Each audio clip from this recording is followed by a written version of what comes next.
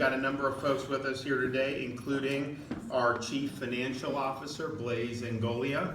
We have City of Bradenton Mayor Gene Brown, Vice Mayor Jane Kocher, Representative Yvette Benaroche, Senator Joe Gruters, Manatee Sheriff Rick Wells, County Commissioner Amanda Ballard, and I know we've got a lot of other folks, and so I want to thank you all for being here. We're going to sign two pieces of legislation which involve protecting taxpayers, particularly against local government taxes, property taxes and others, and also ensuring transparency in the spending process. Now, this has been an issue that I've discussed from time to time. I know Blaise Ngolia does it more than just time to time as part of his duties and doing it, but I think anytime, look, we look at, how can we be helpful to the people that we represent?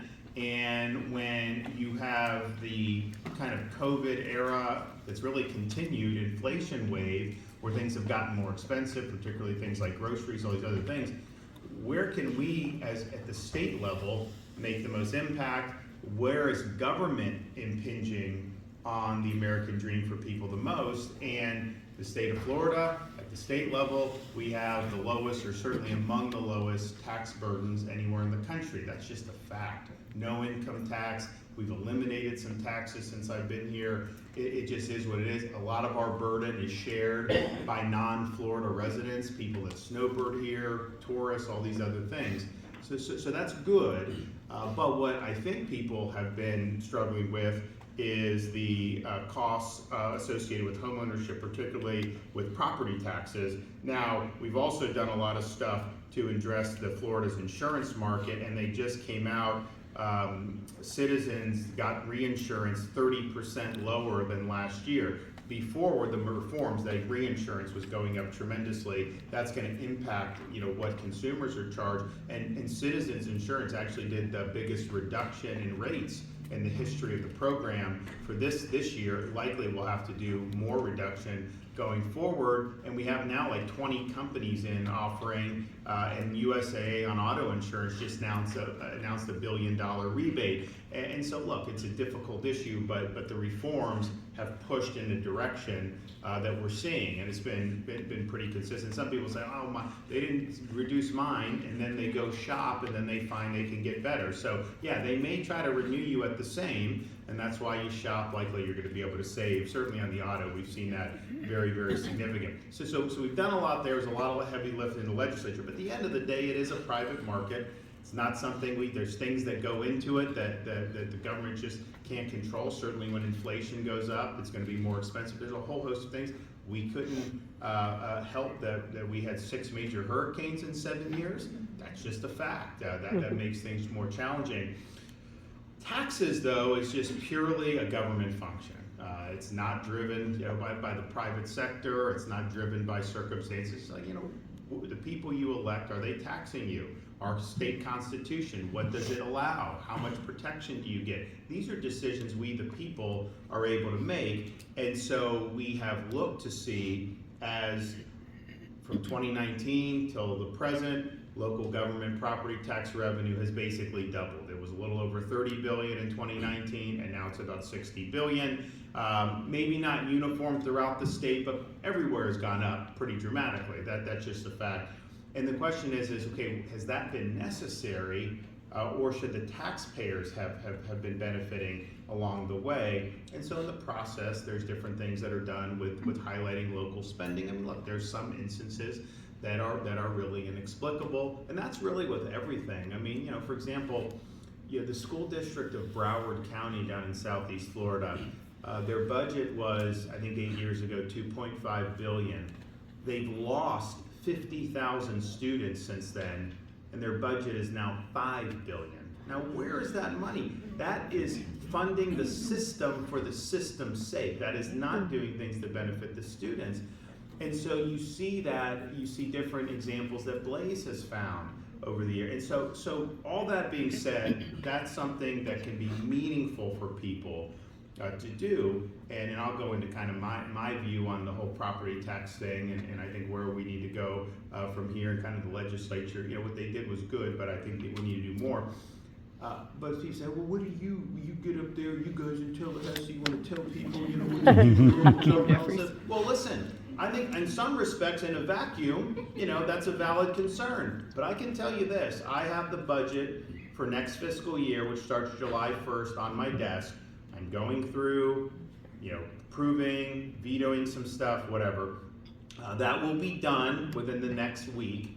And that, when I finish all that, it will represent the 4th straight year where the state of Florida has reduced the amount it's spending at the state level. Well, let me say that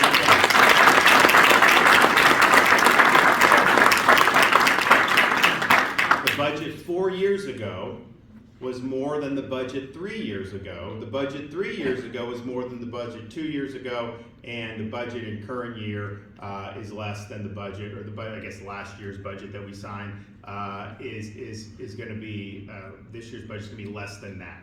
And so it can be done, and that's with population growth, that's with inflation, and some of the things, we had to put in more money for some of these projects too. Don't act like that we were immune for that. So you've had all those, and that's not even adjusting for inflation. When I say the budget's lower today, next fiscal year will be lower than current fiscal year, current less than last less than the year before that. That's nominal dollars. That's not inflation adjusted dollars. Obviously inflation adjusted would be dramatically less, population adjusted would be dramatically less. So we've done that and have had a very, very stable budget for the last 4 years. And some of that was, the legislature, I think, making some thoughtful choices. Some of it, quite frankly, was me having to exercise the line item veto power. But that's just the way, and look at what's happened with the state's debt. If you take all the state's debt in the history of the state of Florida from statehood till the present, just since I've been governor, we've paid off 51% of the state's debt. Wow. Paid it down, it's done. And we now have the lowest per capita debt of any state in the country. Meanwhile, we've done some really big things.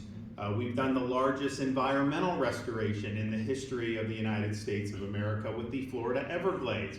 And I now, because Biden was terrible on this, we now under the Trump administration have been delegated authority to do some of the federal share of the projects, and they're funding that, and we do it a lot quicker. That's just the way we roll. So we're doing that. And that's something that's been, but we've put billions and billions of dollars into that.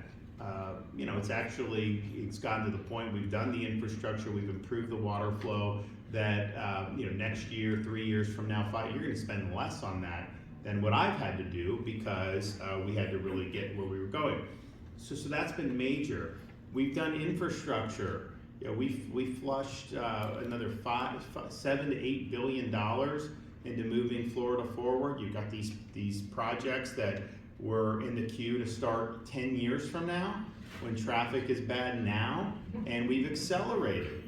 You see, some of you actually in Manatee may experience I-4 going into Orlando. I know the people that live in like Polk and Hillsborough and some of those. Just the temporary lane we did very quickly there has been a huge cut in traffic time there. Once the whole thing is done, you're going to save, and that's actually meaningful for people's lives. So we've never had an investment so dramatic in the history of the state. We did that. Education. We've continued to have, and look, I'm not one that says, if you spend more, you're going to get better results, because some of the worst schools in the country have like $40,000 per student, like Washington, D.C. and some of these other ones. So it's not just about that. But even as we've done universal school choice, the amount of money that's gone to school districts has increased, and we've created, and under my tenure, a special provision of the budget where money that's sent to school districts can only be used for teacher salary increases. The budget I'm going to sign soon has, I think it's like a $1.55 billion, which is more than has ever been done, but $200 million of that is targeting people that have 10 years or more experience, because we did a lot to try to get the minimum up, because people didn't want to be teachers. They had other opportunities, so we're trying to make that more attractive for college graduates.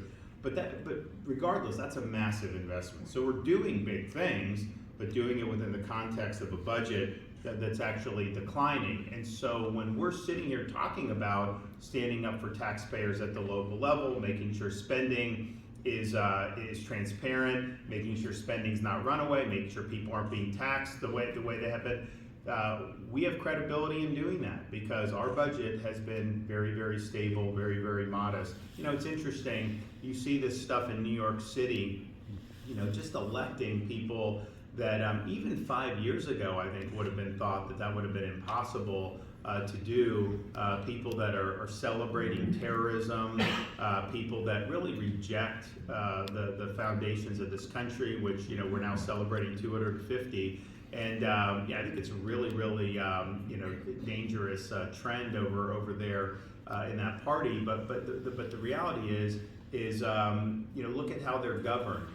The state of New York has 4 million fewer residents than the state of Florida. Our budget's about 117 billion. Their budget's 268 billion dollars. Where is that money going? So these are choices that we have to make as citizens and who we elect and what we expect.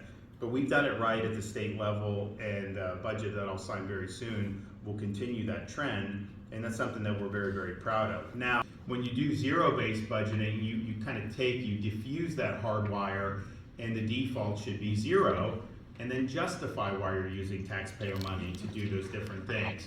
So there were signs, though, in terms of affordability for Manatee taxpayers. Blaze found that Manatee County's overall budget had grown faster than the rate of inflation and population growth, even despite the millage cuts. Doe's team found Manatee County carried out capital projects with limited planning and based on questionable assumptions. The number of staff funded, you know, grew pretty dramatically, 25% increase. And then since then, Manatee staff have worked with the Doge teams to help identify opportunities to save money for taxpayers, and there was a number of things that were identified to be able to do that. So, you know, look, I think that's great that Manatee has done that. You know, there's some jurisdictions that they don't want to ever listen or do any of the stuff like that. You hear different things like City of St. Pete, $307,000 on consulting services, develop a sustainability action plan for a Green New Deal like priority.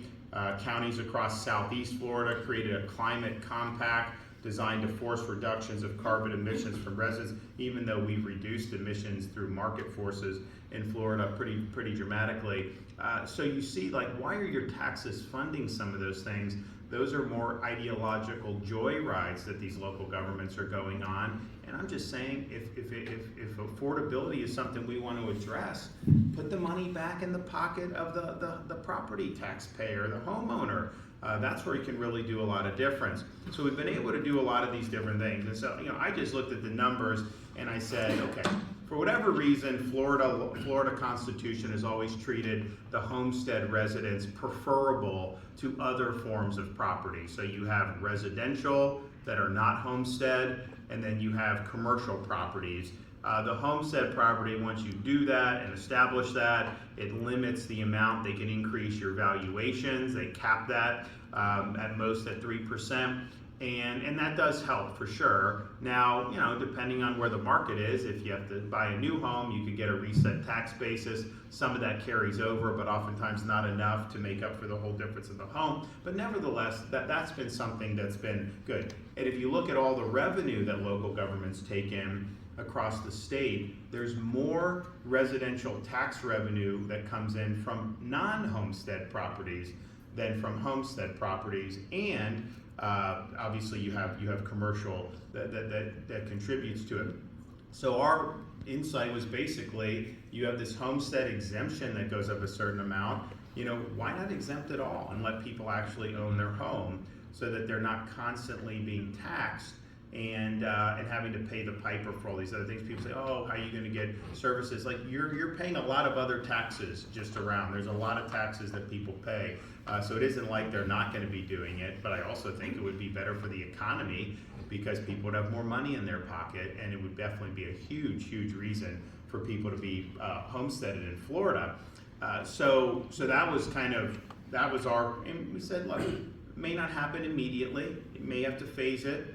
Although I think if you did it immediately, it would still be more revenue than local governments got adjusted for population and inflation than they had in 2019. And so we did have all these services in 2019. Let's just be very clear about that. So I thought even if you did that, it would be fine. But if you raise it and continue to raise it, limit local spending so that as revenue comes up, they're not able to just spend it, it goes back, and people get more of an exemption, and eventually you have that. It's interesting because they're talking about this bill in Washington on housing, and then President Trump, I think, just threw cold water on it. I don't know what that means going forward, but one of the issues they were supposedly addressing are these large companies like private equity buying up neighborhoods and then renting them out. And so they were talking about banning it. The bill doesn't actually ban it, it just has those institutional people go through a couple extra steps. So I'm not sure anyone's really going to be happy with that on either side. But we looked at it from the tax perspective in Florida. Well, guess what? If you have homestead tax free and some of these companies want to buy 20 homes in a neighborhood, they're going to pay tax on that. You are not as the primary homeowner. So if we want to make homes more affordable for individual homeowners and not just make them end up being this, well, having that real strong homestead, that would help get you there, because it would be much better to do that than to do the other. Be that as it may, that was what we were really working for. And we also proposed, so yes, you do that. Yes, you have to have a process where people can't just move here and claim this immediately, that they would have to have some skin in the game for a period of time. Just like you have to establish residency for in-state tuition, can be the same thing. And so we thought that was important. And then I also thought, look, I think that a lot of these folks, these local governments have adequate resources, but we've got this massive surplus. We now have quadrupled the rainy day fund since I took office in 2019. We're going to end up, I'm going to veto some more stuff, so we're going to end up with really, really strong reserves. I mean, historically, the last 6 or 7 years in Florida has been without really peer in the modern history of the state. Why not take some of that, establish a fund, and then give local governments who really need money for services grants? I'm not giving you a grant to increase bloat. I'm not giving you a grant to do your ideology. But if there was a city that said, listen, we're going to have to lay off these 2 police officers because of this, how the property tax work, I would give a grant for that. You have others, you give a grant, that's fine. And that wouldn't be forever, but it would be in this transition period. And that would really be historic, and I think it would be something to do. So we worked on that, and we proposed. We had worked with primarily the Senate. It's just the reality of kind of how we had to deal with the legislature the last couple of years. Didn't have support in the House leadership to do very much that we wanted to do, so we had to figure out ways to get it done, and stopped a lot of the stuff they wanted to do, which would have been really bad. But we did. Ultimately, the House was not going to pass the homestead elimination proposal, put it on the ballot. I think it would have passed. I think it would have been huge. Biggest victory for taxpayers in the history of the state, probably since they banned the income tax in the state constitution. So be that as it may, they ended up passing a big property tax cut. I'm in favor of it. I think it'll be very good for taxpayers. Honestly, it's a modest reduction in kind of the revenue. I mean, they're still way more than they were in 2019 local governments relative to inflation and population growth. Don't let anyone tell you differently on that. If you couldn't function in 2019 levels of spending, if you could function in 2019, you're going to be able to function if this passes going forward. There is no question about it. And so I applaud that the legislature was willing to put something on the ballot. I haven't run all the numbers on that. We had all the numbers for our proposal. We were going to roll out everything, but I think it's going to be good. It'll be meaningful, particularly for people that are, more working class and middle class homeowners, and they're going to see a pretty big cut in what they're doing on property tax. And I know Blaze, can tell you how some of those numbers work in terms of what he's seen with the overspending. So if you literally just put the budgets back at like 2024 level and just froze them there and not let them grow more than population or inflation, you'd have huge amounts of money to be able to return to our homeowners. There's no question about it. So it can be done. So they're doing that, and that's going to be on the ballot in November. And I know there's a lot of discussion about it. Like, all I'll tell you is, when I hear these people, it's like, do you care about affordability or not? If you care about it, then what better tool in the toolbox do we have than to do this for our homesteaded property owners? I mean, that's the best thing we can do. It obviously overwhelmingly benefits middle-class people, and not that, I mean, I want everyone to get it, but this is definitely something that's targeted there, and that's going to be a meaningful thing. And it's like, some people just believe that government has first dibs on your property and your income. And it's like, okay, you exist to satisfy government, and then you get the crumbs that are left over. I think it's the other way around. I think you work hard, you save, you invest, you acquire property because you're doing what our founding fathers established this country to do. You're pursuing happiness. You're realizing your ambitions, and in part of that, if there's taxes to support government that will help you do that, then that's one thing. Even though we don't like paying, we understand there's a small need for it. But ultimately, government is supposed to exist to be able to ensure that dream is alive, that you're able to do what you want. And I just think some people just have it totally backwards. It should be, what do our citizens need?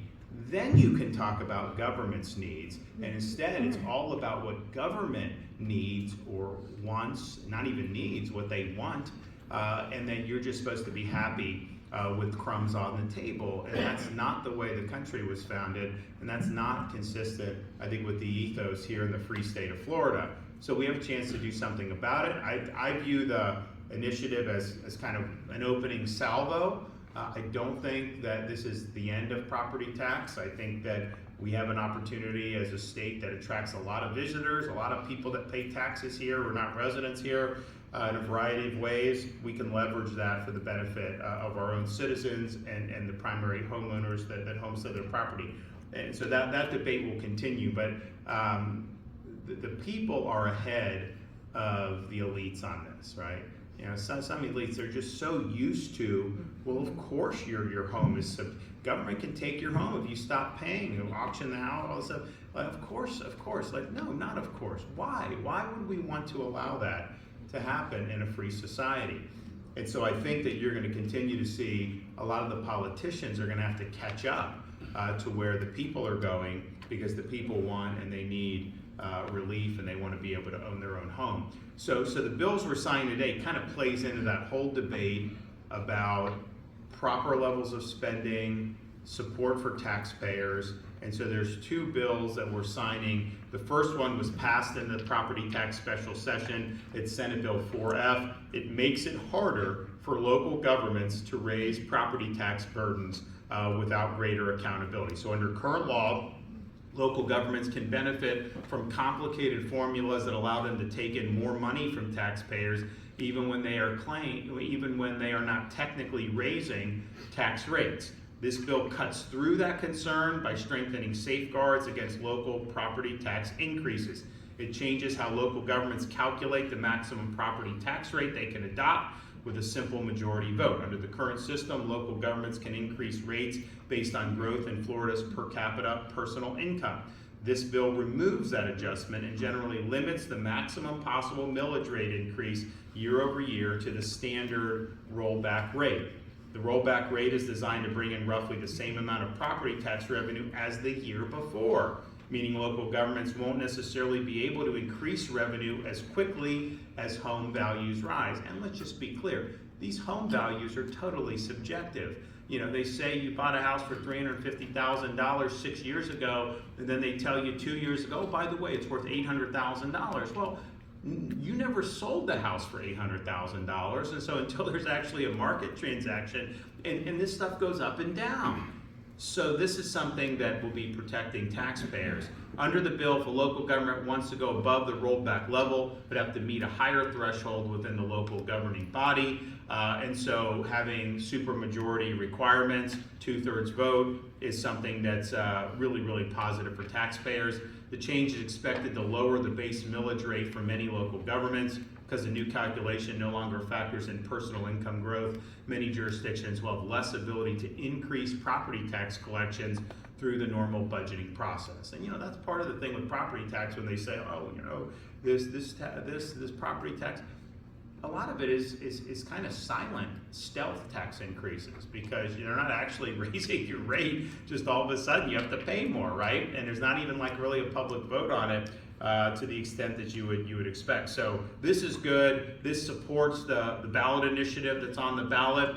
And provides the ability to have that clearly explained. So I look forward to signing that momentarily. Second bill I'm signing today is Blaze's bill, HB 1329, Local Government Financial Transparency and Accountability Act. It requires local governments to put more of their financial information online in a format that taxpayers can more readily access for review. This includes budget summaries, revenues, expenditures, spending by department and function, staffing summaries, reserves, fund balances, and other important financial information. The bill also requires counties and municipalities to publish quarterly reports concerning employee compensation and an annual budget development calendar promoting year-round accountability for local governments. More importantly, this bill requires local governments to conduct a budget-cutting exercise before final adoption. I know Blaze will talk a little bit about that. So I want to thank the folks in the legislature for passing these two bills. These bills are taxpayer friendly. And we've got to be taxpayer friendly as office holders, but particularly as Republicans, and these bills meet that mark. So we're going to hear from Blaze and then the mayor, and then I'll make it official. So Blaze, you want to come up?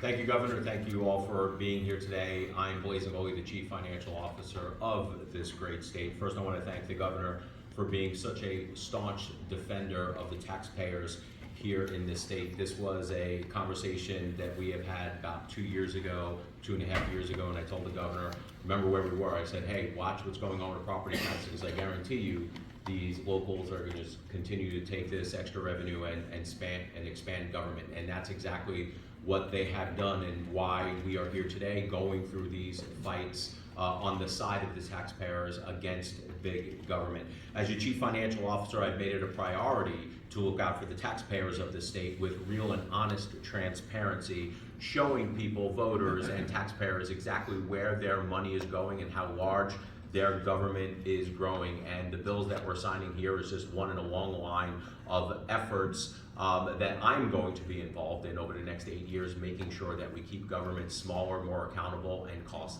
less. Sir. First. All right. Today is the 24th of June, am I right? Yes, sir. All right, good, because I wrote it before I got confirmation. There's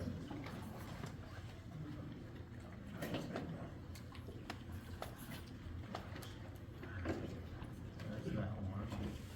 Here's the special session one.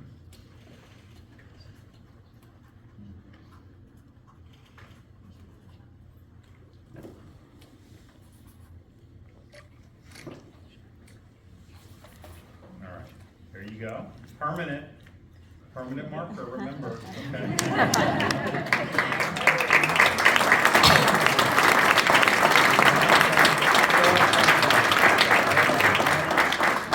Got two more. Anybody? Okay. Anyone? All right, now, you're not done yet. Hold that up. Next to me. All right, they're gonna take a photo. Make sure they can see your face.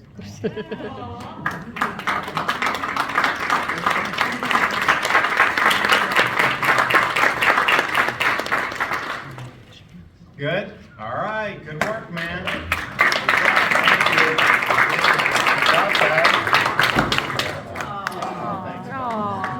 It's his birthday, 12 years old today.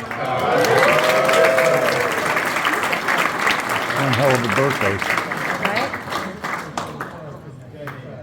I've done that. I've got some more bills that we'll be doing over the next week, and that will put a wrap on the regular and multiple special sessions of this winter and spring, but I think that this stuff's good for taxpayers.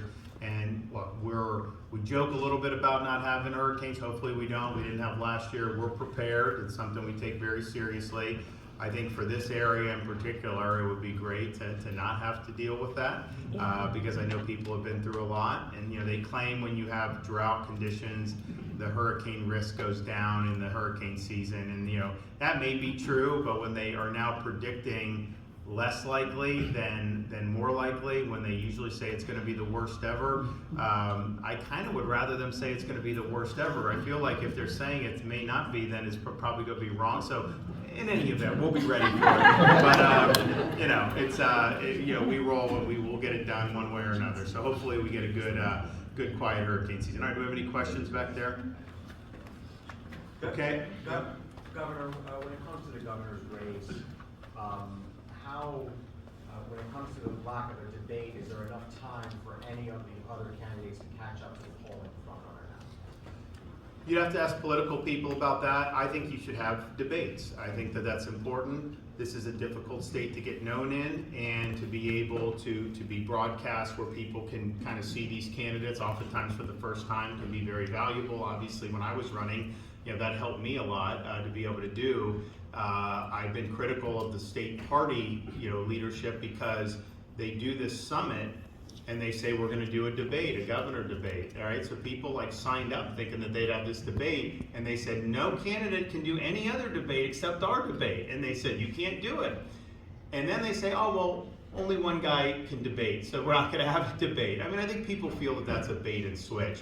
And the party's job is not to try to engineer an outcome. Party's job is to inform Republican voters and try to increase participation. I know when I was running in 2018, this is just a fact. I mean, most of the people in the RPF were not for me in the primary. I mean, that's just the reality. And so it is what it is. But I think that there should be. And here's the thing: if you don't ever have debates, then the only way to get known is basically the person that raises the most money from special interests.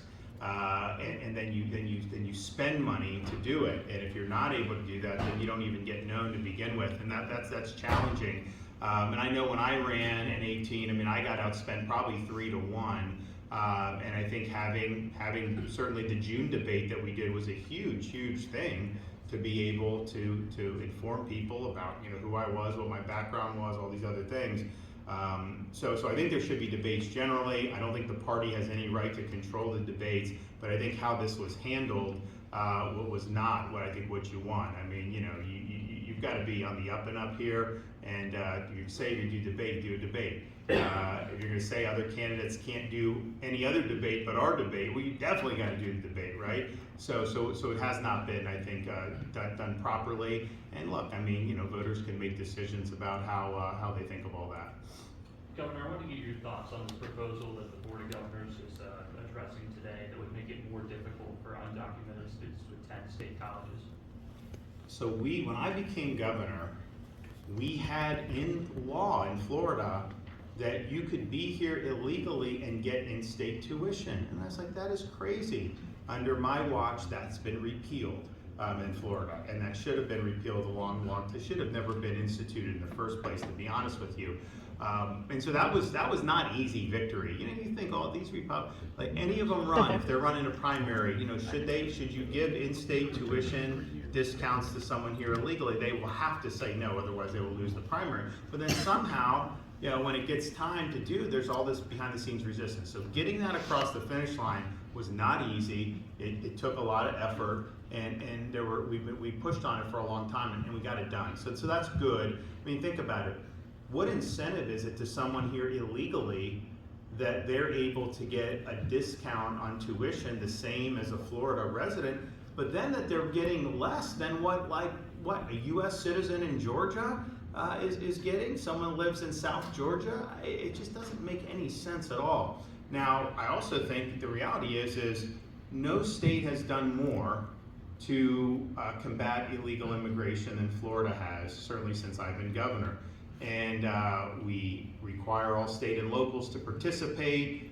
We've helped with the with the staging and the detention, so that help DHS when they didn't have space. We've done a lot, and we have way more productivity out of Florida as a result for that mission. But Biden let in 10, 15 million people illegally. If you say we're just not going to do anything about it, then you're basically ceding the sovereignty of your country. So I thought I thought this was something very important for the state to be doing, and so we're doing that. How is it though that we would be doing that and then somehow say, yeah, if you're here illegally, you go to a state university? It doesn't make sense. I would rather have that spot go to a Florida resident than somebody here is there. So they are going to be doing these checks, and they never had a policy that said you could be here illegally per se. They never asked the question at the universities, and so the assumption was that this would be the case. Well, now that we've addressed the tuition issue and aren't given the tuition breaks for some here legally, then this is the next step. So I'm fully supportive of it. I think what they're doing is the right thing to do, and I think it's putting the students in Florida who are growing up here, going to our schools, Florida residents, it's putting them first. And that's what we need. It's a lot more competitive to get into some of these schools. I mean, if you're a good student, you'll get into some state university for sure. But it used to be, University of Florida, it was a good school, but it wasn't like it was, ultra competitive. And now it's ultra competitive, and that's partially because the prestige of the university has gone up. There's been a lot of things that have been done to make it more academically competitive. It's been rated the #1 public university on some rankings. Others, it's usually in the top 4, 5, 6 schools publicly. One Wall Street Journal Manhattan Institute said Florida was #1 overall for all universities because they counted free speech, and they counted things where some of the legacy liberal institutions have really turned back on. So I think there's a lot of opportunity here. And oh, by the way, New College. I get a kick out of, it's funny, it's like, there's some people that think that they had a right to just own New College and use New College to pursue their ideological agenda. Nobody voted for that. And in fact, they voted for the opposite, certainly in 22, when I won by so much. And so it's like, okay, we should have this be serving the best interests of the state's policies. We believe in education, not indoctrination. We believe in classical education, which incidentally, in an age of technological change, and you hear a lot about AI, I think classical education is going to be more important than ever, because that's kind of the building blocks of how to think critically, how you public character, all these different things that our founders believe are very important, and I think are really timeless. But we do the stuff with New College, and what we said was, so Corcoran goes in, there's a lot of changes, and I get like some of the incumbents probably didn't like that because it's changing that. There were some students that didn't like it because, in fairness to them, they signed up when it was more like a Marxist commune, and that's what they signed up for. They knew what they were getting. Well, we're changing that, and it's a little bit different. So some of them, I get that, but now they have a good path. But in the process of that, we work with the legislature, and the legislature provided a lot of funding because the campus had been neglected for a long time. So you've had big time amounts of funding to go in to make really significant improvements to the physical campus. And what some people do is they'll say, oh, New College got this much, there's so much more per student than all the other colleges, oh, they must be wasting. Those are not recurring expenses. So it's very dishonest when people say that, because they're taking kind of these one-shot capital improvements, things that are making the campus better, and they're trying to say that somehow it's costing that much indefinitely to be able per student to do. That's not the case. They're not going to continue to be getting that after they make the improvements. But if you look at the USF campus that they're going to get, they're going to have a really, really significant contiguous footprint. I mean, this is going to be something that's going to be very beneficial for them from an infrastructure perspective. So anytime someone tries to say that somehow they're getting so much more per student and somehow inefficient, they're deliberately either ignoring or lying about the fact that this was kind of a moment in time where we made the decision, we're either going to fish or cut bait on this. It wasn't doing what I think the initial vision for it was to be our top honors college. And so the question was, do we just want to kind of let it wither, or do we really want to make it something special? We decided to try to make it something special, and so you're doing that. And I think it's interesting because some of the flack that they take, to me, that just shows you're over the target. I mean, like, if it really wasn't doing well, then no one would care about it, right? I mean, but the fact is, it's representing a different pathway for higher education, and it's a way that a lot of people have responded to positively. That's why you see applications. That's why you've seen the enrollment has gone up, because of the job that they've done. So I'm really, I'm excited about that. We've got a lot of good stuff going on in the higher education system, but make no mistake, you know, we got to put the Florida students first. And I don't want the Florida student to lose a spot, you know, for this. And it's also the case, we have a requirement now that the undergrad population across the system has to be 90% in state, which a lot of people, I mean, there's some people that try to act like, you know, we have like half more. That's not true. So 90% has to be in state, most of the other 10%. Now that's an average across the universities, and so one may be 92, one may be 88, but that's the average. But of the 10%, that's overwhelmingly U.S. citizens from the other 49 states. I mean, our foreign footprint is very, very small. I'm open to making it even smaller. I mean, I think they have to do, but the reality is Florida has very much in our policies focused on in-state students.